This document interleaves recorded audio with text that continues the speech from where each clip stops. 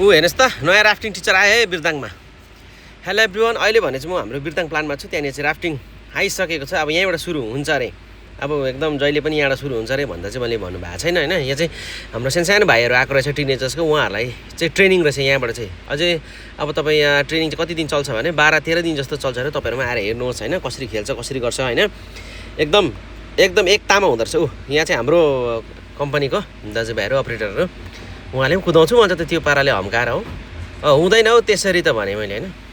अन्त त्यहाँदेखि टक्कैसँगले चाहिँ अब तपाईँहरू पनि आउनुहोस् हेर्नुहोस्। यहाँनिर अझै 12-13 दिन जस्तोहरू बस्छ अरे नि त। सानो भाइहरू आएको छ। अन्त कोचहरू जस्तै टिचर हुन्छ नि अब चाहिँ सिकाउने, राफ्टिङ गर्ने सिकाउने, उहाँहरू चाहिँ तपाईँको कति दिन भने 12-13 दिनको लागि चाहिँ फरेनबाट आउनु भएको छ। एकदम फरेनबाट सिकाउनु पर्ने छ। हाम्रो नेपाली भाइहरू पनि रहेछ, ब्रदरहरू होइन। एकदम ड्रोन सर्ट पनि भइरहेको थियो।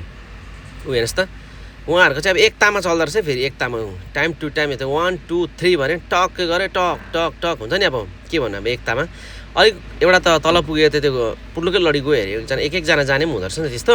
त्यो चाहिँ अब एकजना लडी गयो अरे। अब त्यो चाहिँ मैले देखाउनु पाइनँ तपाईँहरूलाई। अनि यहाँ हेर्नुहोस् त कस्तो दामीसँगले गएको। अब लडे पनि तपाईँहरूको अब सेफ्टी त्यो बाहिरबाट उयो लुगा लगाएको हुन्छ नि त। आजलाई यति नै, thanks for watching, bye by.